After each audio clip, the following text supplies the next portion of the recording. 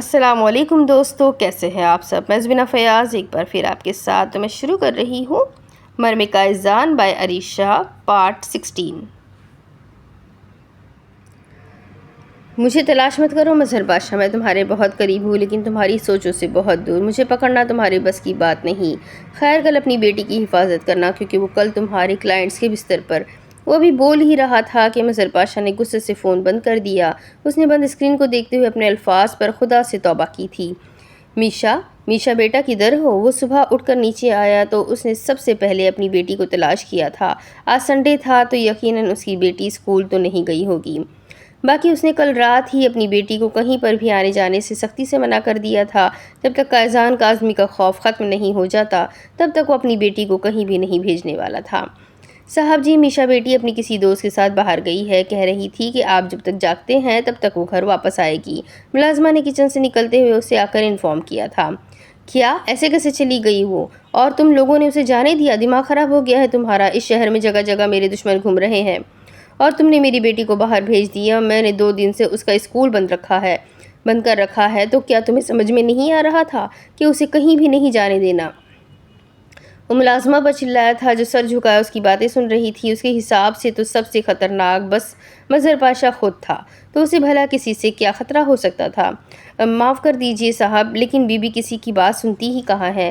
وہ تو اپنی مرضی کی مالک ہے، ہمیشہ اپنی مرضی کرتی ہے، اور آپ بھی تو یہی کہتے تھے نا کہ اسے ٹوکا مت کرو کہیں بھی آنے جانے سے، اس طرح سے وہ ڈسٹرب ہوگی۔ تو ہم تو اسے کبھی کہیں بھی جانے سے منع نہیں کرتے۔ ملازمہ سر جھکائے اپنی صفائی دے رہی تھی۔ ہاں میں نے کہا تھا، لیکن یہ نہیں کہا تھا کہ جب میں اسے منع کروں تب بھی تم لوگ اسے کہیں پر بھی بھیج دو۔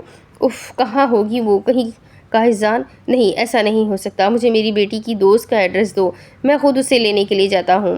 وہ اس کی طرف دیکھتے ہوئے بولا تو ملازمہ حیرت سے اسے دیکھنے لگی، یقیناً اس کے پاس ایڈریس نہیں تھا۔ صاحب جی، ایڈریس تو کبھی بی بی نے دیا ہی نہیں، وہ تو فون پر ہی کسی سے بات کرتی ہے اور پھر چلی جاتی ہے، نہ جانے وہ کہاں گئی ہوگی، مجھے بالکل اندازہ نہیں ہے۔ ملازمہ پریشانی سے اس سے کہنے لگی تھی، جبکہ وہ سر پکڑے کبھی ادھر تو کبھی ادھر گھوم رہا تھا، اور پھر غصے میں گھر سے ہی باہر نکل گیا۔ اس کے جاتے ہی ملازمہ فوراً بھاگ کر کچن میں آئی تھی اور اپنے چھپائے ہوئے فون کو نکال کر اس نے کسی کو فون کیا تھا۔ صاحب جی، مرچی لگ گئی ہے، یہاں تو اپنی بیٹی کے لیے پاگل ہو رہا ہے۔ بیٹی خود اس کو منہ نہیں لگاتی، بہت ڈرا ہوا ہے آپ سے، آپ کا نام لے رہا تھا، لیکن میرے سامنے اس نے نام لیا نہیں۔ ابھی اپنی بیٹی کو ڈھونڈنے کے لیے گھر سے باہر نکلا ہے۔ ملازمہ تفصیل سے بتاتی فون واپس چھپا کر اپنے کام میں لگ گئی تھی۔ وہ پاگلوں کی طرح ہر طرف اپنی بیٹی کو ڈھونڈ کر تھک چکا تھا، لیکن اسے اس کی بیٹی کہیں نہ ملی، جس نے بار بار کاہزان کے اسی نمبر پر فون کیا تھا جس پر سے اسے فون آتا تھا، لیکن دوسری طرف سے اسے کوئی جواب نہ ملا تھا۔ آخر فون کر کے وہ تھک گیا تو اسے خود ہی دوسری طرف سے فون ریسیو ہوا تھا۔ اس نے فوراً فون اٹھایا تھا۔ میری بیٹی کہاں ہے کاہزان کاظمی؟ بتاؤ مجھے، میں کہتا ہوں کہ میری بیٹی کو میرے حوالے کر دو۔ اگر وہ غائب ہوئی یا اس کے ساتھ کچھ بھی غلط ہوا تو میں تمہیں جان سے مار ڈالوں گا۔ مجھ سے پنگا مت لو، بہت پچھتاؤ گے تم، وہ اسے دھمکی دے رہا تھا۔ مجھ سے پنگا مت لو، بہت پچھتاؤ گے تم، کچھ اور نہیں ہے کیا تمہارے پاس بولنے کے لیے؟ میں پک چکا ہوں تمہاری ان باتوں سے، اب بس کر دو یار۔ نہیں ڈرتا میں تم سے، اگر میں تم سے ڈرتا تو کیا میں مصر میں تمہارے لوگوں کو مارتا؟ کیا سعودیہ میں تمہارے لوگ مر رہے ہوتے؟ یا پھر تمہارے جان سے عزیز لوگوں کو مارنے سے پہلے میں تمہیں انفارم کرتا؟ میری جوتی بھی نہیں ڈرتی تم سے مظہر پاشا، اور جہاں تک تمہاری بیٹی کی بات ہے نا، تو اتنا جلدی تو میں نے کچھ بھی نہیں کیا۔ تمہاری بیٹی تو تمہارے گھر پر ہے، اپنا سنڈے انجوائے کر رہی ہے، اپنے دوست سے ملنے کے لیے گئی تھی، پنک کلر کی شارٹ سی ڈریس پہن کر بالکل باربی ڈال لگ رہی تھی۔ ویسے اگر اس کنڈیشن میں، اس ڈریسنگ میں میں اسے تمہارے کلائنٹ کے سامنے لے کر جاتا تو انہیں بہت پسند آتی، لیکن فی الحال میرا موڈ نہیں بنا، شاید میں 2-3 دن کے بعد اس بارے میں سوچوں، ابھی تک تو شاید تمہاری بیٹی تمہارے گھر بھی واپس پہنچ چکی ہوگی۔ یار مظہر پاشا، تم تو بہت ڈر گئے یار، تمہیں تو ترکی کا سب سے خطرناک انسان کہا جاتا تھا اور یہاں تم کانپے جا رہے ہو۔ ویسے اتنا ڈر تو ہونا ہی چاہیے نا، ڈرتے ہو رہو، شاباش ڈرتے رہو، کیونکہ ابھی آج کے لیے نہ صحیح لیکن آنے والے کل کے لیے تمہارا یہ ڈر بہت کام آئے گا۔ بس کوشش کرنا کہ تمہارے کلائنٹس تک تمہاری بیٹی پہنچنے سے پہلے تم اس تک پہنچ جاؤ، کیونکہ تم تو جانتے ہی ہو نا کہ وہ کیسے نوچتے ہیں کسی کی بہن بیٹی کو، تم تو جانتے ہی ہو سب کچھ، مجھے تمہیں بتانے کی ضرورت نہیں۔ خدا حافظ، اس نے کہتے ہوئے فون بند کر دیا تھا، جبکہ مظہر پاشا کا دل بری طرح سے کانپا تھا۔ مظہر پاشا بھاگتے دوڑتے گھر واپس پہنچا تو سامنے ہی اسے ٹیبل پر ناشتہ کرتی اس کی بیٹی نظر آئی تھی۔ اس کی جان میں جیسے جان آ گئی تھی۔ وہ تقریباً بھاگتے ہوئے اندر اس کے پاس آیا تھا۔ کہاں تھی تم؟ میں نے تمہیں کہیں پر بھی جانے سے منع کیا تھا نا؟ کیا تمہیں میری بات ایک دفعہ سمجھ میں نہیں آتی؟ مشا وہ انتہائی غصے سے اس کو دیکھتے ہوئے گھرایا تھا۔ اوہ کم آن ڈیڈ، میں اپنے دوستوں کے ساتھ باہر گئی ہوئی تھی اور آپ مجھ سے اس طرح سے بات کیوں کر رہے ہیں؟ اپنی دوست سے ملنے کے لیے گئی تھی، کوئی گھر سے بھاگ نہیں گئی تھی۔ حد ہے، اپنی مرضی سے اپنی زندگی نہیں گزار سکتی میں؟ وہ غصے سے ٹیبل چھوڑتی اپنے کمرے میں چلی گئی تھی۔ انداز انتہائی بدتمیزانہ تھا۔ وہ ایسی ہی تھی اور مظہر پاشا سے اس کے بات کرنے کا انداز بھی ایسا ہی تھا، کیونکہ اس کی آنکھوں کے سامنے ہی مظہر پاشا نے اس کی ماں کو مارتے مارتے جان سے مار ڈالا تھا۔ وہ نفرت کرتی تھی اپنے باپ سے ہمیشہ سے، لیکن مظہر پاشا اپنی اکلوتی اولاد سے بہت محبت کرتا تھا، اس پر جان چھڑکتا تھا، لیکن شاید اس کی بیٹی میشا کو اس کی جان چاہیے ہی نہیں تھی۔ وہ تو ہر وقت اس سے جان چھڑاتی رہتی تھی، لیکن مظہر پاشا اسے ہمیشہ اپنے پاس رکھنے کی کوشش کرتا تھا۔ دوسری طرف اس کی آنکھ کھلی تو خود کو اس کی باہوں میں قید پایا۔ وہ نرمی سے اس کے گالوں پر اپنے لب رکھے آنکھیں بند کیے ہوئے تھی، لیکن اس کے کپڑوں سے صاف لگ رہا تھا کہ وہ جاگ رہا ہے اور ایک دو چکر باہر کے بھی لگا چکا ہے۔ گڈ مارننگ میری جان، اس کے چہرے کو اپنے سامنے کرتے ہوئے اس کے لبوں پر اپنی محبت کی مہر ثبت کرتا وہ مسکراتے ہوئے بولا تھا۔ Good morning. وہ اس کی باہوں میں ایک بھرپور انگڑائی لیتے ہوئے اس کی نگاہوں میں خمار سا اتار چکی تھی۔ گاڑی میں چلا کر لایا تھا کل رات کو، اور پھر اس نازک سے وجود کو اٹھا کر یہاں کمرے میں بھی میں ہی لایا تھا تاکہ اس کی نیند خراب نہ ہو، اور تم انگڑائیاں ایسے لے رہی ہو جیسے گاڑی تم سر پر اٹھا کر لائی ہو؟ وہ مسکراتے ہوئے پوچھ رہا تھا۔ ارے گاڑی چلانے سے کہیں زیادہ مشکل اتنا لمبا سفر کرنا ہوتا ہے، میری تو کمر بھی اکڑ گئی بیٹھ بیٹھ کر، اور آپ مجھ پر گاڑی چلانے کا احسان جتا رہے ہیں۔ وہ ناراض سی بولی تو قائزان نے فوراً اپنا ایک ہاتھ اپنے کان کے ساتھ ٹچ کرتے ہوئے نفی میں سر ہلایا تھا۔ میری کیا مجال کہ میں ملکہ عالیہ کے سامنے اپنا احسان جتاؤں؟ نو نیور میری جان، میں تو بس یہ کہہ رہا تھا کہ جلدی سے تیار ہو جاؤ، آج ہم استنبول جا رہے ہیں۔ تمہیں اب ترکی میں کچھ بھی خوبصورت دیکھنے کو نہیں ملا نا؟ اب ملے گا، میں تمہیں وہاں کچھ ایسا دکھاؤں گا جو مجھے یقین ہے تمہیں بہت پسند آئے گا، اس نے مسکراتے ہوئے کہا۔ خیر چلے دیکھ لیتے ہیں آپ کی خوبصورت جگہ، ویسے مجھے تو ایسی کوئی امید نہیں ہے آپ کی ترکی بلکہ استنبول سے، لیکن وہ کیا ہے نا کہ میں بہت اچھی ہوں اور کسی کا دل نہیں توڑ سکتی۔ اس نے ایک دفعہ پھر سے اپنی اچھائی بیان کی تھی، جس پر اس نے فوراً حامد سر ہلا کر قبول کیا تھا کہ وہ بہت بہت زیادہ اچھی ہے، جبکہ قائزان کا پکا ارادہ تھا اس پر یہ ظاہر کرنے کا کہ ترکی بہت خوبصورت ہے۔ یقیناً اب وہ اسے کچھ الگ دکھانے میں کامیاب ہونے والا تھا۔ تو یہ ہے آپ کا استنبول؟ وہ استنبول میں انٹری کرتے ہوئے سامنے لگے بورڈ پر پڑھتے ہوئے اس سے کہنے لگی تھی۔ ہاں میری جان، یہ ہے استنبول، ترکی کا سب سے قدیم شہر۔ مجھے یقین ہے اس شہر کو ہم ایک دن میں نہیں دیکھ سکتے، یہ بہت بڑا شہر ہے، اس میں بہت کچھ ہے دیکھنے کے لیے، اسی لیے میں نے یہاں کے ایک ہوٹل میں 3 دن کی بکنگ کروا لی ہے۔ 3 دن ہم صرف اس شہر میں رہیں گے۔ وہ اس کی طرف دیکھتے ہوئے بولا۔ تو ٹھیک ہے، بتائیے مجھے کہ آپ مجھے سب سے پہلے یہاں کہاں لے کر جائیں گے؟ وہ ایکسائٹڈ ہو کر اس سے پوچھنے لگی۔ نیلی مسجد، میں تمہیں سب سے پہلے نیلی مسجد یعنی سلطان احمد مسجد لے کر جاؤں گا۔ اس شہر کی سب سے قدیم اور خوبصورت مسجد ہے، مجھے یقین ہے کہ تم وہاں جا کر کافی زیادہ انجوائے کرو گی۔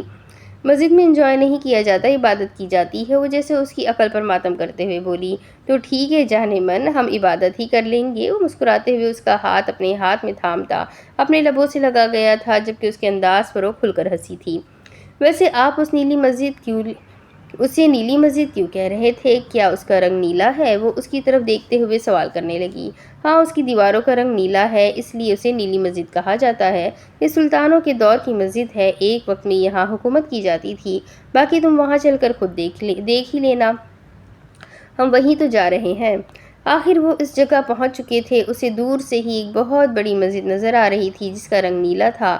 وہ بے حد خوبصورت سے بہت سارے گنبد میں ایک بڑا مرکزی گنبد تھا۔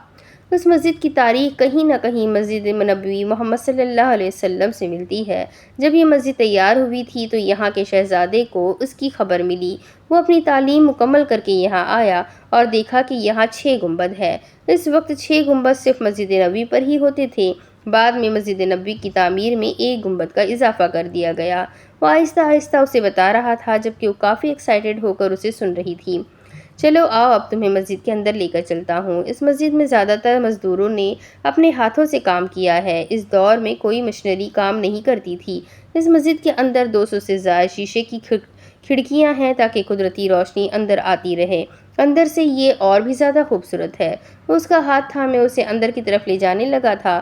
دروازے کے قریب ایک سائیڈ کے ساتھ انہوں نے اپنے جوتے اتار دیے تھے۔ اس مسجد کی سب سے خاص بات یہ ہے کہ جمعہ کے دن جب یہاں کوئی امام خطبہ دیتا ہے تو اس مسجد کے ہر کونے سے، ہر ذرے سے اس امام کو دیکھا جا سکتا ہے۔ اس نے جیسے اسے ایک نئی بات بتائی تھی، وہ حیرت سے مسجد کے اندر جانے کو بےتاب ہوئی۔ یہاں پر پوری دنیا سے لوگ آتے ہیں اس جگہ کو دیکھنے کے لیے۔ یہ علاقہ قدیم دور میں سلطان احمد کا علاقہ تھا، اسی لیے اس مسجد کو سلطان احمد مسجد بھی کہا جاتا ہے۔ اس مسجد کی ایک اور خاص بات یہ بھی ہے کہ یہ مسجد پورا سال کھلے رہتی ہے اور بند ہوتی ہے تو صرف نماز کے 90 منٹ کے لیے، اور صرف اسی وقت یہاں پر تصویر کھینچنے کی اجازت نہیں ہوتی، ورنہ یہاں پر آنے والے لوگ اس مسجد کے ہر رنگ کو اپنے کیمرے میں قید کر سکتے ہیں۔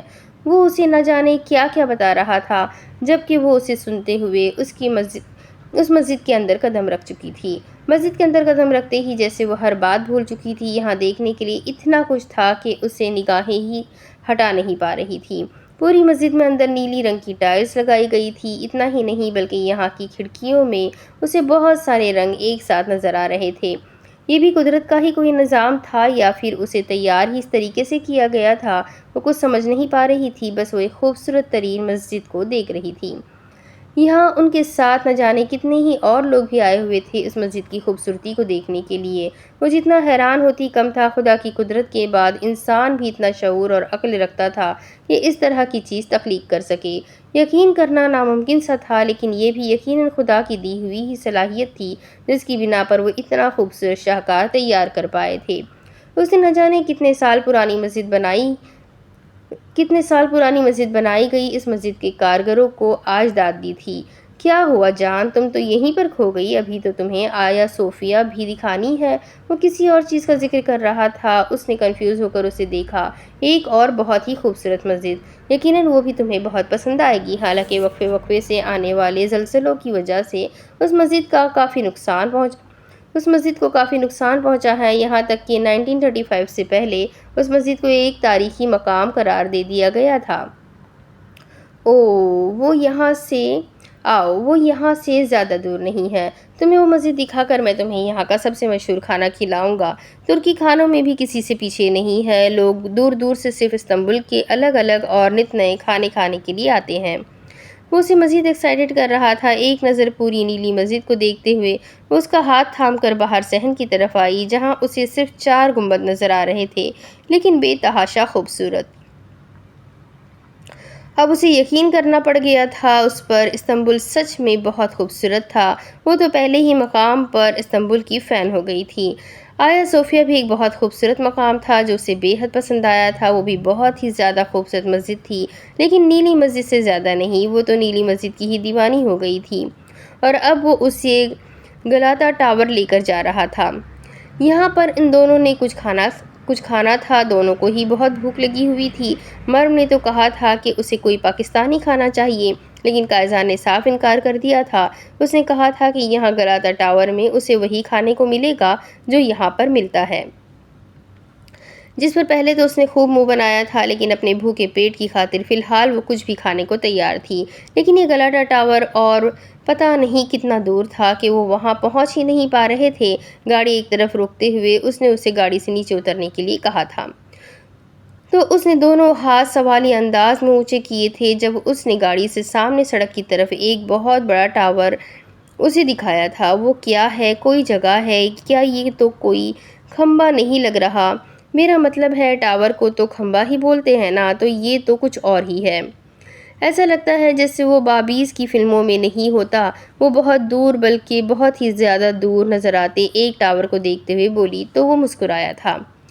مجھے یقین ہے تمہیں اپنی باربی والی کسی بھی فلم سے زیادہ یہ پسند آنے والا ہے۔ چلو اب آؤ، مزید دیر نہیں کرتے، ہمیں کافی زیادہ چلنا ہوگا۔ وہ اسے اترنے کے لیے کہتے ہوئے گاڑی لاک کرنے لگا تھا، جبکہ چلنے کا نام سن کر وہ تھوڑی سی شکل بنا گئی تھی، کیونکہ وہ بالکل بھی چلنے کی کنڈیشن میں نہیں تھی۔ اسے فی الحال بہت بھوک لگی ہوئی تھی۔ کیا گاڑی وہاں نہیں جا سکتی؟ ہم اتنے دور تک چل کر جائیں گے، اتنی بھوک لگی ہوئی ہے مجھے، وہ پریشانی سے کہنے لگی، جبکہ وہ آگے بڑھتا ہوا اچانک ہی اسے اپنے قریب کرتا اپنی باہوں میں اٹھا چکا تھا۔ نہیں میری جان، ہم وہاں گاڑی لے کر نہیں جا سکتے، الاؤ نہیں ہے۔ یہاں لوگوں کے چلنے کی جگہ بنائی گئی ہے تو گاڑی یہیں تک آ سکتی ہے، باقی وہاں تک ہمیں چل کر جانا پڑے گا۔ لیکن تمہیں پریشان ہونے کی ضرورت نہیں، تمہارا قائزان ہے نا، تمہیں ہر مصیبت سے نکالنے کے لیے۔ اس کے ماتھے پر بوسہ دیتے ہوئے وہ اسے بالکل ریلیکس کر چکا تھا۔ آپ اتنے سارے لوگوں میں مجھے اس طرح سے اٹھا کر لے جائیں گے؟ وہ اسے وہاں موجود لوگوں کا احساس دلا رہی تھی، جن کی تعداد کو گننا آسان نہیں تھا۔ اتنا بڑا بازار جہاں نہ جانے کتنے ہی لوگ تھے، ان کے بیچ سے اس طرح سے جاتے ہوئے مریم کو تو کافی شرم محسوس ہو رہی تھی۔ ہاں میں تمہیں اسی طرح سے ان سارے لوگوں کے بیچ سے اٹھا کر لے جاؤں گا، اور تمہیں فکر کرنے کی ضرورت نہیں، یہ سب لوگ اپنی اپنی زندگی میں مصروف ہے، کسی کے پاس اتنا فالتو وقت نہیں ہوگا کہ ہم پر برباد کرے۔ یہاں کے لوگوں کی زندگی بہت مصروف ہے، اب مزید باتیں ہم راستے میں چلتے ہوئے کرتے ہیں۔ وہ قدم بڑھاتے ہوئے مسکرایا تھا، جبکہ وہ اس کے سینے پر سر رکھتی ہر سوچ سے الگ ہو کر اس خوبصورت وقت کو انجوائے کرنے لگی تھی۔ ہاں کل تک اسے ترکی خوبصورت نہیں لگ رہا تھا، لیکن آج اسے ترکی کی خوبصورتی پر یقین آ چکا تھا۔ یہ لوگ کیا کر رہے ہیں؟ اس طرح سے ناچتے ہوئے تو یہ لوگ رزق کی توہین کر رہے ہیں، اس طرح سے کھانے پینے کی چیزوں کا مذاق نہیں بنانا چاہیے۔ اسے یہاں آنے کے بعد یہ پہلی بات بری لگی تھی۔ سامنے آئس کریم کے کچھ اسٹالز لگے ہوئے تھے، جس میں ساتھ ہی میوزک بجتا تھا، اور لوگ وہاں اپنی ویڈیوز بناتے ہوئے ناچتے ہوئے آئس کریم لے رہے تھے۔ یہ یہاں کا طرز زندگی ہے مریم، ہم کسی کو کچھ نہیں کہہ سکتے، وہ اپنی زندگی بہتر طریقے سے جیتے ہیں، ہم کسی کی زندگی میں بغیر اس کی مرضی کے شامل نہیں ہو سکتے۔ کسی کی کوئی بات بری لگے تو ایک دفعہ اسے بتا دو، باقی وہ اپنے حساب خود دے گا، اپنے اعمال کو اس نے خود دیکھنا ہے۔ ہر انسان کو اللہ نے اس کی زندگی جینے کی اجازت دی ہے، ہم کوئی نہیں ہوتے کسی پر انگلی اٹھانے والے۔ اور دوسری بات کہ ترکی کا زیادہ تر حصہ امریکہ کے حساب سے چلتا ہے۔ آسان لفظوں میں کہا جائے تو جس طرح امریکہ کے لوگ اپنی زندگی گزارتے ہیں، ترکش بھی ویسے ہی گزارتے ہیں۔ بہت کم لوگ ہیں یہاں جو اسلامک طریقے سے اپنی زندگی کو جی رہے ہیں۔ وہ یوں ہی چلتے ہوئے آگے بڑھ رہا تھا، جبکہ مریم اب شرم و حیا بھلائے اس بازار کو ہر طرف سے دیکھ رہی تھی۔ یہاں کی سڑک بہت بڑی تھی، لیکن اس کے باوجود بھی یہاں کوئی گاڑی، موٹر سائیکل یا سائیکل تک نہیں تھی۔ یہاں کی سب سے اچھی بات تو یہ تھی کہ یہاں کے رولز ہر انسان کے لیے برابر تھے، ہر کوئی اصولوں پر عمل کرتا تھا، اور اصولوں پر عمل کرنے والے کے لیے جگہ جگہ جرمانے کے بورڈز لگائے گئے تھے، عمل نہ کرنے والوں کے لیے۔ ہیلو جانم، ہم آ گئے گلاتا ٹاور میں۔ اس نے سامنے بہت لمبی اور بڑی عمارت کی طرف اشارہ کیا تھا، جس کے اوپر گنبد سرخ رنگ کا تھا اور باقی ساری وہ سفید کلر میں کور تھی۔ یہ ٹاور مریم کے بقول گلاٹا کھمبا گول شیپ میں تھا، جس کے باہر ہر طرف سے راستہ جاتا تھا۔ اس کی لمبائی کتنی تھی اندازہ لگانا بہت مشکل تھا، کیونکہ وہ ایک ہی نظر میں اسے دیکھ نہیں پا رہی تھی۔ قائزان نے اسے اپنی باہوں میں اٹھایا ہوا تھا، اسی لیے وہ پوری طرح سے سر اوپر تک لے کر گئی تھی، لیکن پھر بھی اس کی چوٹی بہت اونچائی پر تھی۔ اوپر کی طرف ہر طرف سے گرل لگی ہوئی تھی اور وہاں سے بہت سارے لوگ نظر آ رہے تھے۔ میں نے وہاں اوپر جا کر تصویریں بنانی ہے، اس نے اوپر گرل کی طرف اشارہ کیا تھا۔ ہاں بالکل جانے من، ہم وہیں تو جا رہے ہیں۔ مسکرا کر اندر داخل ہوتے ہوئے اسے نیچے اتارتا سامنے موجود آدمی کو اپنا ID کارڈ وغیرہ دکھانے لگا تھا۔ آخر وہ لفٹ کے ذریعے اوپر والی بلڈنگ میں آ چکے تھے۔ اسے جیسے ہی اندر قدم رکھا اسے بہت بڑا ہال نظر آیا تھا، جہاں ایک طرف گرین لباس میں کچھ لڑکیاں ڈانس کر رہی تھیں، جبکہ کچھ فاصلے پر کچھ مرد بھی اسی کے انداز میں ڈانس کرتے ہوئے بالکل سیم ٹو سیم اسٹیپ کر رہے تھے۔ بیچ میں کئی سارے ٹیبلز لگے ہوئے تھے، جہاں لوگ بیٹھے اپنے اپنے کھانوں کو انجوائے کر رہے تھے۔ سائیڈ پہ ایک کونے میں میوزیکل انسٹرومنٹس کے ساتھ کچھ لوگ آرام و سکون سے پرسکون انداز میں میوزک بجا رہے تھے۔ ان کا میوزک کسی کے کانوں کو ڈسٹرب نہیں کر رہا تھا، بلکہ ایک رومانٹک سا ماحول کریٹ کر رہا تھا۔ وہ گرل والی جگہ کدھر ہے؟ اس نے اس کے کان کے قریب سرگوشی کی تھی، جبکہ وہ اس کا ہاتھ تھامتا اسی ٹیبل کی طرف لے کر جا رہا تھا۔ تھوڑی ہی دیر میں وہاں ایک ویٹر آیا تھا، جس کو کہہ کر قائزان نے وہی سائیڈ والی ٹیبل بک کروائی تھی، اور اگلے 2 منٹ کے اندر ہی اس نے ایک بٹن پریس کیا تھا۔ اس ٹیبل کے آگے پیچھے ایک گرین رنگ کا بہت بڑا سا کپڑا آ کر اس جگہ کو پوری طرح سے کور کر گیا تھا۔ مرم نے دیکھا تھا بیچ بیچ میں کئی کونوں پر اسی طرح سے گرین رنگ کا کپڑا لگایا گیا تھا۔ اس نے اسے کسی شہزادی کی طرح اندر کرسی گھسیٹ کر بٹھایا تو ویٹر نے جلدی سے سامنے لگے گرین کلر کے ہی کپڑے کو بٹن دبا کر ہٹایا اور ایک بے حد خوبصورت سا نظارہ پیش کرتی ایک گرل اوپن ہو چکی تھی۔ یہ رہی تمہاری وہ گرل والی جگہ۔ اس نے سامنے کی طرف اشارہ کیا تو وہ کرسی گھسیٹ کر اگلے ہی لمحے اس طرف بھاگی تھی۔ کالے رنگ کی لوہے کی گرل کے ساتھ اس نے نیچے کی طرف دیکھا تو وہ بڑا سا بازار اسے سامنے نظر آ رہا تھا۔ اس کے سامنے ایک بہت مصروف زندگی تھی، ہر کوئی اپنی ہی زندگی میں بزی تھا۔ فاصلے پر ہونے کی وجہ سے وہ کسی کو بھی ٹھیک سے نہیں دیکھ پا رہی تھی، لیکن ایسا لگ رہا تھا جیسے پورا استنبول شہر اس کی آنکھوں کے سامنے آ گیا ہو۔ قائزان نے اس کے پیچھے آتے ہوئے اسے اپنی باہوں میں قید کیا تھا۔ خوبصورت میوزک کے ساتھ اپنی آنکھوں کے سامنے خوبصورت نظارہ دیکھتے ہوئے وہ اس کے سینے پر سر رکھتی اس خوبصورت رنگ جگہ کی خوبصورتی میں کھوتی چلی جا رہی تھی۔ یہ سبز رنگ جو اس کے ہر طرف تھا، یہ اس وقت اسے الگ سے سکون بخش رہا تھا۔ دور آسمان پر اسے عجیب سے پرندے اڑتے نظر آ رہے تھے۔ اس نے پہلے کبھی یہ پرندے نہیں دیکھے تھے، جبکہ دور فاصلے پر اسے نیلا سمندر نظر آ رہا تھا جو اتنا خوبصورت لگ رہا تھا کہ وہ بیان نہیں کر سکتی تھی۔ ترکی خوبصورت ہے نا؟ اس نے اس کے کان میں سرگوشی کی تو وہ کھل کر مسکرائی تھی۔ بہت بہت زیادہ، وہ کھلکھلاتے ہوئے بولی تو اس نے اس کی مسکراہٹ کو اپنے لبوں سے چھوا تھا۔ وہ آرام سکون سے تصویریں بنا رہی تھی، وہ بھی اپنے فون میں۔ آج ہی قائزان نے اسے فون دلایا تھا جس کی میموری تقریباً وہ آدھے سے زیادہ فل کر چکی تھی۔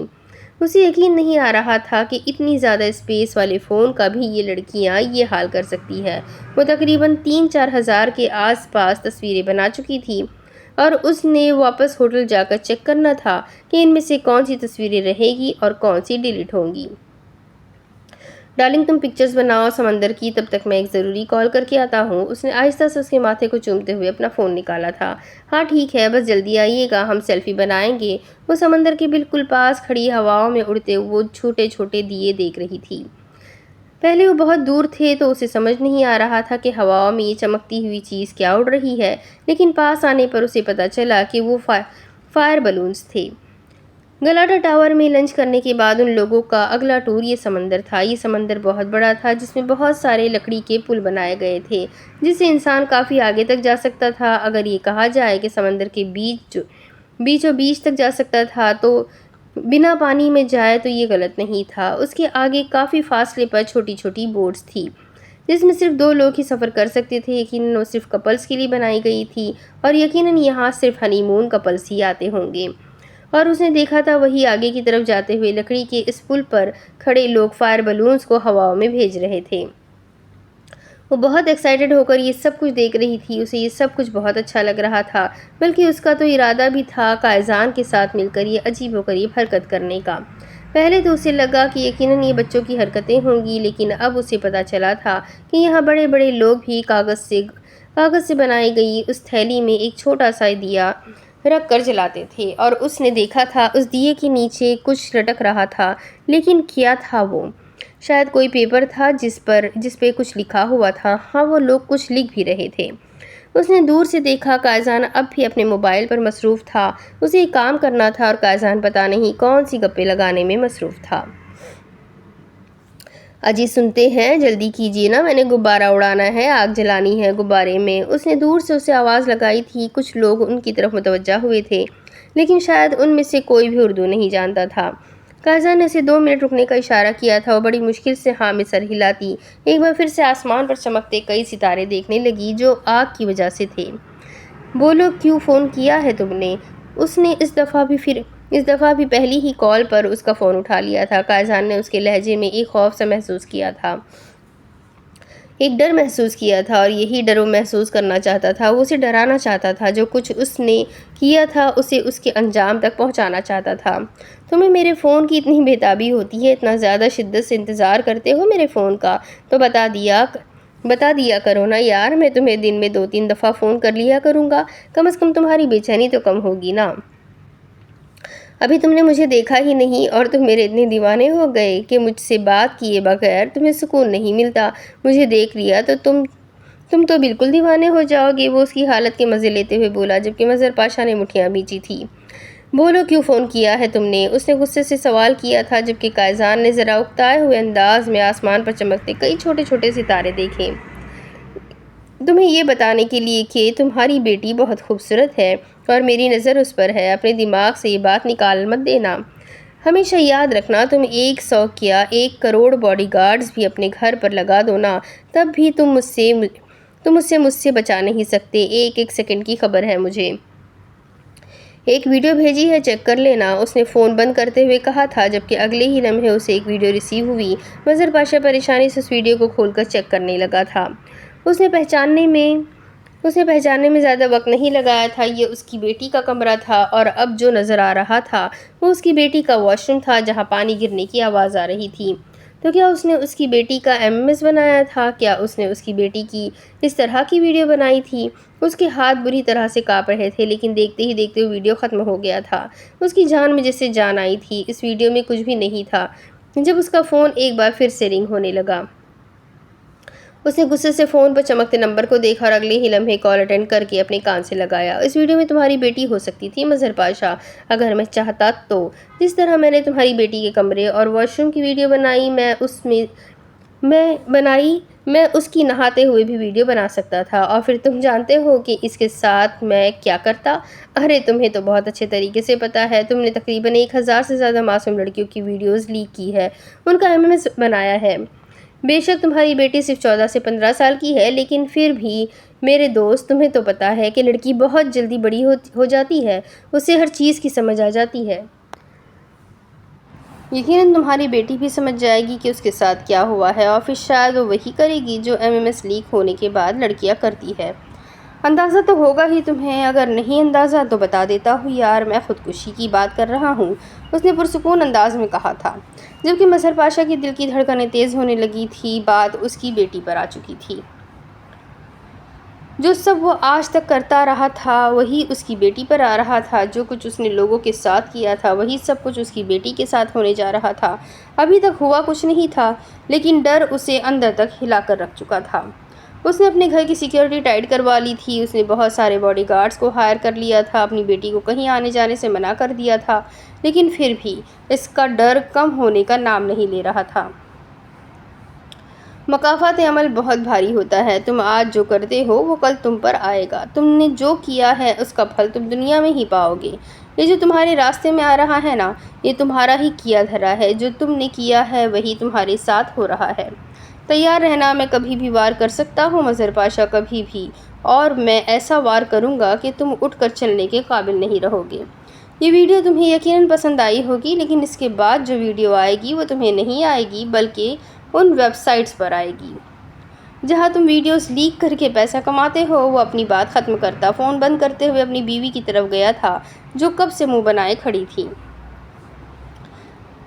جائے چلے جائے واپس، مجھے نہیں بات کرنی آپ سے۔ ہنی مون پر آپ مجھے لے کر آئے ہیں، لیکن بات اپنے ان دونوں چمچوں سے کرتے رہتے ہیں۔ اگر آپ لوگوں کی باتیں ختم ہی نہیں ہوتی تو ان دونوں کو لے کر آتے نا میری جگہ۔ وہ جیسے ہی واپس آیا تھا، وہ جو زمین پر آلتی پالتی مارے بیٹھی آسمان کی طرف دیکھ رہی تھی، غصے سے اس کی طرف دیکھتے ہوئے بولی، سو سوری جان، بس وہ بات کر رہے تھے، ختم کرتے تو میں آتا نا۔ وہ ویسے ہنی مون پر صرف بیوی کے ساتھ آیا جاتا ہے، چمچوں کے ساتھ نہیں۔ وہ اس کی بات میں سے لفظ پکڑتے ہوئے بولا تو اس نے منہ بنا کر اس کی نقل اتاری تھی۔ ہاں ہاں ٹھیک ہے، وہ دیکھ رہے ہیں، اوپر مجھے بھی ایسے غبارے لا کر دیں، میں نے بھی اڑانے ہیں، ایسے نیچے سے آگ لگا کر۔ اور وہ جو پرچیاں لٹک رہی ہیں نا، مجھے ویسے ہی پرچی بھی لٹکانی ہے، اور پوچھ کے آئیے گا کہ پرچی میں کیا لکھتے ہیں۔ وہ حکم دے رہی تھی، جبکہ وہ مسکراتے ہوئے اٹھ کر کھڑا ہوا تھا اپنی شہزادی کا حکم پورا کرنے کے لیے۔ آپ کو صرف ترکش بولنی آتی ہے یا لکھ بھی لیتے ہیں؟ اس نے اس کے اٹھتے ہی ہاتھ پکڑ لیا تھا۔ آتی ہے لکھنی، لیکن ہم اپنی زبان میں ہی لکھیں گے، وہاں ہواؤں میں کوئی نہیں بیٹھا جو اس پرچی کو پڑھ پائے گا۔ Don't worry. وہ اپنا ہاتھ چھڑواتا وہاں سے کچھ فاصلے پر بنے ایک چھوٹے سے اسٹور میں آ گیا تھا، اور پھر وہاں سے اس نے کاغذ کے وہ چند لفافے اور چھوٹی چھوٹی موم بتیاں لی تھیں، اور اس کے ساتھ ہی نیچے لٹکانے والے کارڈز بھی۔ اس کی تصدیق یہ صرف ایک فضول سی حرکت تھی۔ ان لوگوں کے مطابق یہ اپنے خدا کو خط لکھتے تھے، جس میں یہ اپنی کسی خواہش کا اظہار کرتے تھے۔ اور اگر پھر وہ خواہش پوری ہو جاتی تھی تو وہ یہاں واپس آ کر ایک بار پھر سے یہ غبارہ ہوا میں اڑاتے تھے۔ حالانکہ قائزان ان باتوں پر یقین نہیں رکھتا تھا۔ اس کے نزدیک یہ سب کچھ بکواس تھا، شرک تھا۔ ہوا میں کون بیٹھا تھا جو ان کی خواہشوں کو پورا کرتا تھا، اسے سمجھ نہیں آتا تھا۔ حقیقت تو یہ تھی کہ یہ غبارے بس تھوڑے ہی آگے جا کر کہیں نہ کہیں گر جاتے تھے۔ یہاں سامنے کی طرف ایک کافی بڑا آئلینڈ تھا۔ یقیناً وہ آئلینڈ ان فضول چیزوں سے بھرا ہوا تھا، لیکن وہ مرم کو کسی بھی طرح کا ایکسپیرینس کرنے سے روکنا نہیں چاہتا تھا۔ وہ چاہتا تھا کہ وہ اپنی مرضی کا ہر کام کرے۔ سو وہ آ گیا تھا اس کے پاس وہ موم بتیاں اور لفافے لے کر۔ اس میں تو کچھ ہی نہیں لکھا، ہم کیا لکھیں گے؟ اس پر وہ کارڈ دیکھتے ہوئے بولی۔ اسے تو لگا تھا کہ شاید کچھ نہ کچھ اس پر لکھا ہوگا اور کچھ نہ کچھ ان لوگوں نے لکھنا ہوگا۔ میری جان، اس پر کچھ بھی نہیں لکھتے، صرف اپنے پارٹنر سے محبت کا اظہار کرتے ہیں، آسان لفظوں میں اپنی محبت کی تحریر لکھتے ہیں۔ جس انسان سے تمہیں محبت ہے ان سب لوگوں کا نام اس کارڈ پر لکھ دو اور اسے ہواؤں میں بھیج دو، اور دعا کرو کہ اللہ پاک ان لوگوں کا ساتھ ہمیشہ تمہارے ساتھ بنائے رکھے۔ بس بات ختم۔ اس نے اپنے آسان الفاظ میں اسے سمجھایا تھا، بلکہ اسے شرک سے بچایا تھا۔ وہ نہیں چاہتا تھا کہ وہ اپنا شوق پورا نہ کرے، لیکن وہ یہ بھی نہیں چاہتا تھا کہ وہ اپنی نادانی میں شرک جیسا گناہ کرے۔ جبکہ وہ ایکسائٹڈ سی ہو کر پن کھولتے ہوئے اس کاغذ پر نام لکھنے لگی تھی۔ دعا مت لکھنا اور نہ ہی اللہ پاک لکھنا۔ وہ لکھنے ہی لگی تھی کہ اس نے اس کا ہاتھ پکڑ کر بولا، کیوں؟ وہ حیران ہو کر اس سے پوچھنے لگی تھی، کیونکہ یہ ہر وقت ہوا میں نہیں رہے گا، زمین پر آئے گا، اور میں نہیں چاہتا کہ ہمارے خدا کا نام زمین پر آ جائے۔ اسی لیے کسی بھی چیز پر خدا کا نام لکھنے سے پہلے 1000 بار سوچو۔ اس نے اسے ہدایت دی تھی، جس پر اسے مسکراتے ہوئے پھر سے نام لکھنا چاہا۔ میرے خیال میں باقی بھی کسی کا نام نہیں لکھنا چاہیے، اتنے پیارے پیارے نام ہیں، میرے ذہن میں بہت سارے نام ہیں، مجھے نام نہیں لکھنے چاہیے۔ اس نے کچھ سوچتے ہوئے کہا تھا، جبکہ بہت سارے نام کا سن کر قائزان نے اسے گھور کر دیکھتے ہوئے وہ پیپر پین اس سے چھین لیا تھا۔ تمہارے ذہن میں کتنے ہی نام کیوں نہ ہو، لیکن میرے ذہن میں تو بس ایک ہی نام ہے، میری جان، میری وائف کا، جسے میں اس دنیا میں سب سے زیادہ پیار کرتا ہوں، اور اس کے علاوہ مجھے اور کسی کا ساتھ نہیں چاہیے۔ وہ پیپر پر اس کا نام تو نہیں لکھ رہا تھا، لیکن آسان لفظوں میں وہ اس سے اپنی محبت کا اقرار لکھ رہا تھا۔ ہاں تو یہ تو میں بھی لکھ دیتی ہوں، لائیے دے دیجیے۔ I love you my brother, I love you my امی جان، آئی لو یو مائی ابا جان۔ تھوڑا تھوڑا دیکھیں میں نے بھی کتنے سارے نام لکھ لیے۔ اس نے کارڈ اسے دکھایا تھا۔ تھوڑا تھوڑا پیار کا اظہار مجھ سے بھی کر دو۔ اس کے ابا جان کے آگے تھوڑا تھوڑا لکھا دیکھ کر وہ کافی سختی سے بولا تھا، ارے تھوڑا تھوڑا کیوں لکھوں، آپ سے تو اتنا سارا پیار۔ وہ دونوں باہیں کھولے کچھ بولنے ہی والی تھی کہ قائزان کی نگاہیں اس کی طرف اٹھی تو وہ چپ ہو کر ہاتھ نیچے کر گئی تھی۔ بچوں کے سامنے ایسی باتیں نہیں کرتے، وہ اس کے گال کھینچتے ہوئے بولی۔ یقیناً اس کے اس طرح کی آدھی ادھوری حرکت پر اس نے قائزان کے چہرے کی رونق دیکھی تھی، ارادہ اسے تڑپانے کا تھا۔ مت کرو بات ایسی، ایک دن آئے گا چلا چلا کر پوری دنیا کو بتاؤ گی کہ تمہیں قائزان کاظمی سے محبت ہے، اور ایسا وقت 2-3 سیکنڈ کا پیار مجھے چاہیے بھی نہیں۔ مجھے وہ پیار چاہیے جو اس رات تم نے میرے سینے سے لگ کر میرے دل کے مقام پر کیا تھا۔ اس کے بعد مجھے کسی اظہار کی ضرورت ہی نہیں رہی۔ وہ جیسے بات ختم کرتے ہوئے اس کے ہاتھ سے کارڈ لے کر اس موم بتی کے ساتھ باندھتے ہوئے اسے آگ لگانے لگا تھا، جبکہ وہ مسکراتے ہوئے اپنے ہونٹ کاٹتی، نظر جھکاتی اس غبارے کے نیچے چھوٹی سی موم بتی کو آگ لگانے لگی تھی۔ اس کے انداز پر وہ مسکراتے ہوئے اس کی بھرپور مدد کر رہا تھا۔ دیکھیں نا، وہ والا ہمارا ہے نا، کتنا پیارا لگ رہا ہے، اور اوپر چلا جائے نا، بلکہ میں تو کہتی ہوں کہ سب سے اوپر والا ہمارا والا ہو۔ وہ بہت ایکسائٹڈ سی دونوں ہاتھوں میں چہرہ رکھ کے آسمان کی طرف دیکھ رہی تھی، جبکہ وہ بس اس کے چہرے کی خوشی دیکھ رہا تھا۔ یوں مسکراتی ہوئی وہ کتنی پیاری لگ رہی تھی، یہ تو صرف اس کا دل جانتا تھا۔ کوئی پتنگ تھوڑی ہے کہ اوپر چلا جائے، وہ مسکراتے ہوئے بولا۔ ارے نہیں، پتنگ ہوتا تو نہ جانے کتنا اوپر چلا گیا ہوتا۔ آپ کو پتہ ہے یاور بھائی اور احد بھائی کی نا روز پتنگ پہ لڑائی ہوتی تھی۔ یاور بھائی روز نا احد بھائی کا پتنگ کاٹ دیتے تھے، اور پھر ابا نا ہمیشہ یاور بھائی کو ہی مارتے تھے، لیکن بڑا مزہ آتا تھا ہر روز احد بھائی کی روتی ہوئی شکل دیکھ کر۔ احد بھائی کبھی بھی یاور بھائی کا مقابلہ نہیں کر سکتے، صرف بعد میں رونی شکلیں بنا کر نا ابا سے شکایتیں لگا سکتے ہیں۔ میں تو کہتی ہوں کہ اگر کوئی انسان ہمارا مقابلہ نہیں کر سکتا تو پھر اسے فضول میں انگلی بھی نہیں کرنی چاہیے۔ بعد میں پھر رونے دھونے شروع ہو جاتے ہیں۔ خیر احد بھائی تو اتنا بڑا زیرو ہے، آپ کو پتہ ہے وہ کبھی کچھ نہیں کر سکتے۔ ان سے تو BA بھی کلیئر نہیں ہوا، 4 سال لگائے، پھر جا کر کہیں ابا نے بہت سارے پیسے دیے تو ان کی ڈگری پاس ہوئی، بلکہ پاس بھی نہیں ہوئی، جھوٹی ڈگری کے کاغذات ہیں ان کے پاس۔ وہ مزے لیتے ہوئے بتا رہی تھی، تمہیں تمہارا احد بھائی بالکل بھی پسند نہیں ہے اور نہ ہی تمہیں تمنا بازی پسند ہے۔ وہ کچھ یاد کرتے ہوئے اس سے پوچھنے لگا، مجھے وہ تینوں بھائی بہن نہیں پسند، ان کی اماں کے ساتھ وہ دیکھے ہمارے والا زیادہ اوپر جا رہا ہے۔ وہ ایکسائٹڈ ہو کر اٹھ کر کھڑی ہو گئی تھی، جبکہ وہ بھی اس کے ساتھ ہی اٹھ کر کھڑا ہو گیا تھا۔ نہیں، وہ ہمارے والا نہیں ہے، ہمارے والا تھوڑا سا نیچے ہے، ہم نے جو دھاگا لگایا تھا نا وہ تھوڑا لمبا تھا باقیوں کے مقابلے میں۔ اس نے اس کی خوش فہمی کو دور کیا تھا۔ اچھا، مطلب وہ اوپر والے سے جو تھوڑا سا نیچے ہے وہ والا ہمارا ہے؟ اس نے ایک اور کو دیکھتے ہوئے کہا تو قائزان نے ہاں میں سر ہلایا۔ اگر تمہاری سوتیلی ماں اور تینوں بھائی بہن کو کچھ ہو جائے تو تمہیں اچھا لگے گا یا برا؟ وہ جیسے پچھلی بار چھوڑنے کے لیے تیار نہیں تھا۔ اس نے ایک نظر اسے دیکھا، نہ اچھا نہ برا، مجھے کوئی فرق نہیں پڑے گا۔ مجھے سب سے زیادہ غرض اپنے بھائی سے ہے جو میرے پاس ہے، ہمیشہ میرے آس پاس رہے گا۔ مجھے کوئی مطلب نہیں ان لوگوں سے، وہ کبھی میرے اپنے تھے ہی نہیں، تو ان لوگوں سے کیا کوئی غرض رکھنی۔ ہاں ابا سے تھوڑا سا مطلب ہے، آخر باپ ہے نا ہمارے، لیکن صرف ہمارے تھوڑی ہے، ان کے بھی تو ہے۔ تو بھائی تو ویسے بھی کہتا ہے ابا کو وہ لوگ ہی رکھ لے، ہمیں نہیں چاہیے۔ وہ آنکھ دبا کر شرارت سے بولی تو قائزان مسکرا کر ایک بار پھر سے ہوا میں اڑتے اپنے غبارے کو تلاش کرنے لگا۔ گم کر دیا نا، اب کیسے پتہ چلے گا ہمارے والا کون سا ہے؟ ایک تو باتوں میں لگا لیتے ہیں مجھے۔ وہ ایک بار پھر سے آسمان کی طرف نگاہیں کرتی اس دیے کو ڈھونڈنے لگی تھی جو اس نے جلایا تھا، لیکن وہ تو ان بہت ساروں میں کہیں کھو گیا تھا۔ وہ والا ہمارا ہے، اس نے آئلینڈ کے قریب جاتے ایک غبارے کی طرف اشارہ کیا تھا۔ تو وہ تو وہاں پر گر رہا ہے قائزان، وہ پریشانی سے کہنے لگی تھی۔ گرنے دو، ہم نے کون سا اس پر کوئی نام لکھا ہے؟ وہ کندھے اچکا کر بولا تھا۔ ہاں یہ بھی صحیح کہا آپ نے، ہم نے کون سا اس پر کوئی نام لکھا تھا؟ ویسے ہم سوئیں گے کہاں؟ میرا مطلب ہے کہ ہم نے واپس ہوٹل نہیں جانا۔ نہیں، ہم نے واپس ہوٹل نہیں جانا بلکہ وہاں جانا ہے۔ اس نے سامنے کی طرف ایک بورڈ کی طرف اشارہ کیا تھا جو کہ ایک وینٹی بورڈ تھا۔ یہ کیا ہے؟ ڈبہ؟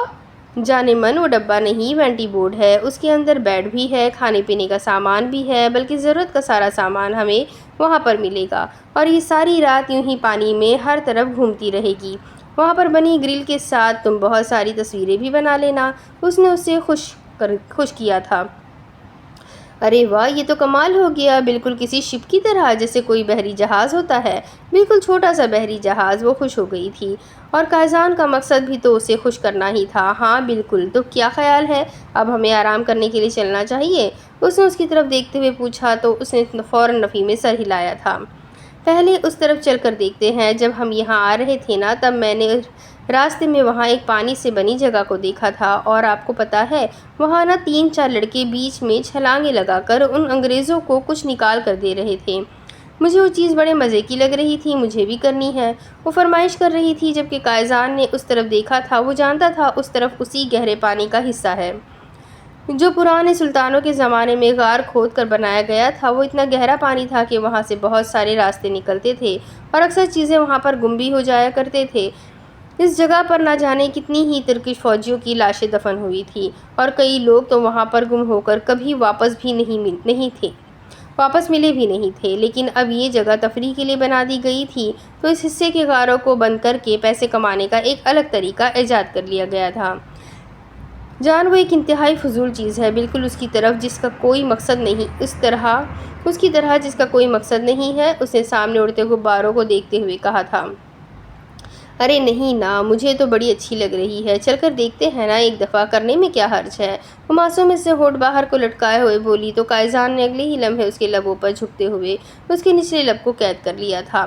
اپنی محبت کی مہر اس کے ہونٹوں پر ثبت کرتے ہوئے وہ اس کا ہاتھ تھامے اسے گھسیٹتے ہوئے اس طرف لے کر جا رہا تھا، جبکہ وہ بھی خوشی سے اس کے ساتھ بھاگتے ہوئے اس لکڑی کی پل سے گزر گئی تھی۔ وہ اس جگہ سے باہر نکل کر آیا تو اسے سامنے کچھ لڑکے رنگ برنگے پتھر لیے کھڑے نظر آئے تھے۔ وہ اس لڑکے کے پاس آ کر اس سے اس کے بارے میں تفصیل پوچھنے لگا تھا۔ یہ پتھر جوڑیوں کی صورت میں ہے، ہر پتھر 2 رنگوں میں یہاں پر موجود ہے۔ یہاں آئے جوڑے ان پتھروں کو خرید کر اسے پانی میں پھینکتے ہیں۔ اگر وہ لڑکا دونوں پتھر ڈھونڈ کر لے آتا ہے تو اس کا مطلب ہے کہ وہ کپل ہمیشہ ایک ساتھ رہے گا، اور اگر وہ لڑکا وہ پتھر ڈھونڈنے میں کامیاب نہیں ہوتا تو اس کا مطلب ہے کہ اس کپل کا ساتھ بہت تھوڑا ہے۔ وہ سامنے کھڑا لڑکا اپنی زبان میں اسے سمجھا رہا تھا، جبکہ قائزان کو یہ سوچ بہت ہی فضول لگ رہی تھی، اور اس کے چہرے کے غصے سے وہ اندازہ لگا چکی تھی کہ لڑکے نے کوئی الٹی سیدھی بات کی ہے۔ چلو، یہ بہت ہی بکواس سا کوئی کھیل ہے، ہم نہیں کھیل سکتے اس کو۔ وہ اس کا ہاتھ تھامے اسے واپس لے کر جانے لگا تھا، جبکہ مرم کا واپس جانے کا کوئی ارادہ نہیں تھا۔ نہیں قائزان، دیکھے تو صحیح کتنے خوبصورت پتھر ہیں، وہ اتنے بڑے بڑے پتھر ہیں، آئے تو صحیح نہ، دیکھے سارے کپلز کر رہے ہیں۔ ایک کپل وہ پتھر وہاں نیچے پھینکتا ہے اور پھر وہ لڑکا وہ دونوں پتھر ڈھونڈ کر لاتا ہے، تو دیکھیں نا کپل کتنا خوش ہو جاتا ہے۔ ہم بھی کریں گے نا، مجھے بہت مزے کا لگ رہا ہے یہ، وہ ضد کر رہی تھی، جبکہ قائزان کو یہ بہت ہی فضول گیم لگ رہی تھی۔ 2 پتھروں سے بھلا کیسے ثابت ہو سکتا تھا کہ کسی کا ساتھ زندگی بھر کا ہے یا نہیں؟ ارے بکواس کر رہے ہیں وہ لوگ کہتے ہیں کہ اگر وہ دونوں پتھر نہیں ملے تو جوڑی ٹوٹ جائے گی۔ فضول واہیات میں کچھ نہیں کرنے والا، چلو ہم چلتے ہیں، بہت دیر ہو گئی ہے، تمہیں بھوک بھی لگ رہی ہوگی نا، وہ اسے سمجھاتے ہوئے بولا تھا، لیکن مرم کی تو ضد کی کوئی حد ہی نہیں، وہ تو پکا یہ گیم کھیلنے والی تھی۔ مجھے نہیں جانا، مجھے وہ گیم کھیلنی ہے، پلیز چل لینا قائزان، اور ویسے بھی ہم کون سا اس چیز پر یقین کر رہے ہیں، صرف پتھر پھینک کر چیک تو کرتے ہیں کہ وہ بچہ ڈھونڈ کر لاتا ہے یا نہیں، اور مجھے یقین ہے وہ بچہ دونوں پتھر ڈھونڈ لائے گا، وہ یقین سے کہہ رہی تھی۔ قائزان کافی دیر اس کے چہرے کو دیکھتا رہا، پھر ہاں میں سر ہلاتے ہوئے اس کے ساتھ چلنے کو تیار ہو گیا۔ وہ لڑکا تقریباً سبھی کے ہی پتھر ڈھونڈ کر لا رہا تھا۔ بہت کپلز تھے جو نا امید ہو کر جا رہے تھے، ضروری نہیں تھا کہ ان کا پتھر نہ ملے۔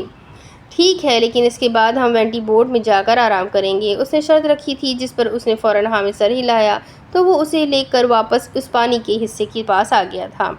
ہاں بھائی، 2 پتھر سرخ رنگ کے دینا، اس نے وہاں پر سب سے خوبصورت پتھروں کی طرف اشارہ کیا، تو اس لڑکے نے فوراً 2 پتھر لا کر ان کے حوالے کیے تھے، اور ساتھ ہی میں پینسل بھی دی تھی۔ ان دونوں پتھروں پر آپ اپنا نام لکھ لیں، تاکہ ہمیں پتہ چل سکے کہ کون سا پتھر پہلے ملتا ہے اور کون سا پتھر کھو جاتا ہے۔ یہ پانی بہت گہرا ہے، اکثر پتھر یہاں گم بھی ہو جایا کرتے ہیں۔ جب خدا آپ دونوں کا ساتھ سلامت رکھے اور آپ کے دونوں پتھر مل جائے، ہماری یہی دعا ہے، وہ اسے پینسل دیتے ہوئے بولا تھا، جبکہ اس نے خاموشی سے پینسل تھام کر ایک پر اپنا اور دوسرے پر مرم کا نام لکھا تھا۔ دیکھو، میں تمہیں اس کام کے ڈبل پیسے دوں گا، لیکن پتھر دونوں ڈھونڈ کر لانا، وہ اس چھوٹے لڑکے کو دیکھتے ہوئے ترکش میں بولا تھا، جس نے ہاں میں سر ہلا کر اسے یقین دلایا تھا کہ وہ دونوں پتھر ڈھونڈ کر لائے گا، اور پھر اس نے اپنے نام کا پتھر مرم کے حوالے کیا اور مرم کے نام کا پتھر اپنے ہاتھ میں رکھتے ہوئے اسے پانی میں پھینکنے کا اشارہ کیا، جس سے اگلے ہی لمحے وہ دعا مانگتی ہوئی کہ وہ پتھر اس چھوٹے بچے کو مل جائے پانی میں پھینک چکی تھی، جبکہ قائزان نے بھی ایک نظر مسکرا کر اسے دیکھا اور پتھر کو پانی میں پھینک دیا، اور اس کے پھینکتے ہی 2 لڑکے پانی میں کود گئے تھے ان پتھروں کو ڈھونڈنے کے لیے۔ قائزان، وہ دونوں لڑکے کہاں گئے؟ اب تک واپس کیوں نہیں آئے؟ ان لوگوں کو پتھر مل تو گئے ہوں گے نا؟ وہ پریشانی سے بار بار پانی میں جھانک رہی تھی۔ اتنی دیر گزر جانے کے بعد بھی وہ 2 بچے باہر نہیں آئے تھے۔ آ جائیں گے، تھوڑا صبر تو کرو، وہ خود بھی تھوڑا پریشان ہوا تھا، اتنی دیر گزر چکی تھی، اب تک تو ان لڑکوں کو آ جانا چاہیے تھا۔ وہ سوچ ہی رہے تھے جب اچانک ایک لڑکا باہر نکلا، اس کے ہاتھ میں سرخ رنگ کا ایک پتھر تھا۔ قائزان ان فضول چیزوں کو مانتا نہیں تھا، لیکن اپنے پتھر کو دیکھ کر اسے سکون ملا تھا۔ پتھر اس سے واپس لیتے ہوئے اس نے اس کے اوپر مرم نام پڑھا تھا۔ یہ میرے والا پتھر ہے، تمہارے والا پتھر ابھی تک نہیں نکلا۔ وہ اب دونوں دوسرے لڑکے کا انتظار کر رہے تھے، جو 2-3 دفعہ باہر سانس لینے کے لیے آیا اور ہاتھ کا اشارہ نہ میں ہلاتے ہوئے واپس نیچے چلا گیا۔ مرم کو اب پریشانی ہونے لگی تھی، وہ بچہ کیوں اس کا پتھر ڈھونڈ نہیں پا رہا تھا؟ اس نے تو اتنے قریب اس پتھر کو پھینکا تھا۔ سنو، تم لوگ بھی جاؤ، میری بیوی کا پتھر ڈھونڈ کر لاؤ۔ اس نے سامنے بیٹھے 2 لڑکوں کی طرف اشارہ کیا تھا، جو ان بچوں سے تھوڑے بڑے تھے۔ وہ ہاں میں سر ہلاتے فوراً پانی کے اندر اتر چکے تھے۔ مل جائے گا ابھی پتھر، ہو سکتا ہے تھوڑا نیچے چلا گیا ہو، اس نے اس کی پریشان شکل دیکھتے ہوئے کہا تھا، جبکہ وہ اس کے بازو کے ساتھ سر لگاتی تھوڑا اداس سی ہو گئی تھی۔ تقریباً 3 گھنٹے گزر چکے تھے اور پچھلے 3 گھنٹوں سے उस लड़के को ना जाने कितनी दफ़ा भेज चुका था, लेकिन हर दफ़ा वो खाली हाथ ही वापस आ रहे थे। उनके पास पानी के अंदर जलाने वाली टॉर्च भी थी, लेकिन इसके बावजूद भी वो पत्थर उनको नहीं मिल रहा था। मर्म की उदासी आहिस्ता आहिस्ता आंसू में बदलने लगी थी। उसकी आंखों में चमकते आंसू कायजान को बेचैन कर रहे थे। वो क्यों उसके पत्थर को ढूंढ कर नहीं ला रहे थे।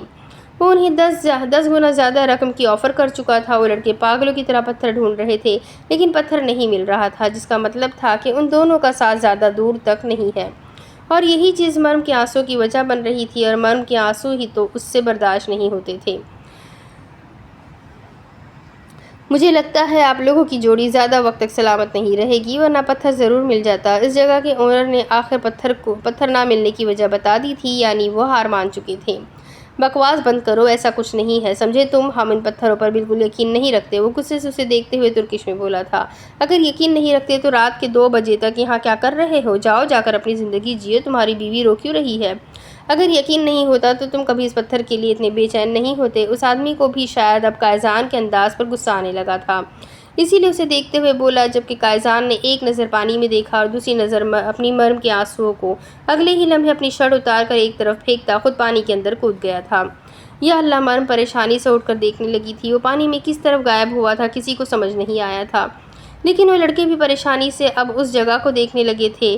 वो जगह बहुत गहरी थी और किसी भी तरह की जान का नुकसान वो लोग बर्दाश्त नहीं कर सकते थे, क्योंकि ये इन लोगों के लिए पैसे कमाने का वाहिद रास्ता था।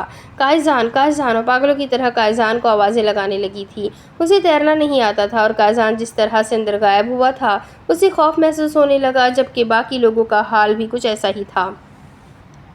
काफ़ी देर उन्हें पानी से किसी तरह की कोई हलचल महसूस न हुई। मर्म की सांसें रुकने लगी थी। वो अपने धड़कते दिल पे हाथ रखे बस कायजान के वापस आने का इंतज़ार कर रही थी, जब अचानक ही उसका हाथ बाहर आया। उसके हाथ में सिर्फ पत्थर था, और उस पत्थर के साथ ही वो भी पानी से बाहर निकला था। उसके लबों पर खूबसूरत मुस्कुराहट थी, जबकि मर्म वहीं ज़मीन पर बैठती फूट फूट कर रोने लगी थी। वो नहीं जानती थी उसे खुशी किस बात की थी, कायजान के सही सलामत वापस आने पर या उसके हाथ में वो सुर्ख पत्थर देखने पर। लेकिन वो बहुत खुश थी। कायजान उसके इस तरह से रोने पर फ़ौरन पानी से बाहर निकला था, जबकि वो उसके सीने से लगती और भी ज़्यादा शिद्दत से रोने लगी, जबकि उसने वो पत्थर उस आदमी की तरफ फेंका था। अब भी कहो हमारा साथ ज़िंदगी भर का नहीं है। बकवास है तुम्हारा खेल, मैं इस पर यकीन नहीं रखता। हाँ, लेकिन मैं अपनी बीवी की आंखों में आंसू नहीं देख सकता। अब चले, मुझे ठंड लग रही है। उसने उसके कान में सरगोशी की थी, जबकि पानी कितना ठंडा था इस बात का अंदाज़ा तो वो लगा ही चुकी थी। हाँ चलते हैं, हमें नहीं खेलना ये बकवास सा गेम। इन लोगों की बस में हो तो अच्छे खासे कपल को जुदा कर दे। वो आंसू साफ करते हुए एक बार फिर से उसके सीने से लगती हुई उसके साथ वापस वेंटी बोर्ड की तरफ जाने लगी थी, जबकि उसकी बातें सुनता मुस्कुराते हुए उससे अपने सीने से लगाए अपनी शर्ट उठाता आगे बढ़ चुका था। अब इसके आगे की कहानी मैं आपको अगली वीडियो में सुनाती हूँ कि आगे क्या होगा। बहुत ही इंटरेस्टिंग, बहुत ही मज़ेदार नावल है। तो कमेंट करके मुझे ज़रूर बताइएगा कि आप लोगों को ये नावल कैसी लग रही है, और अपने कॉन्टेक्ट्स में ज़रूर शेयर कीजिएगा। साथ ही चैनल को सब्सक्राइब कर ले, बेल आइकन को ज़रूर दबा दें। तो मिलते हैं अगले वीडियो में, तब तक के लिए अपना खूब सारा ख्याल रखें, मुझे भी दुआओं में याद रखें। अल्लाह हाफिज़।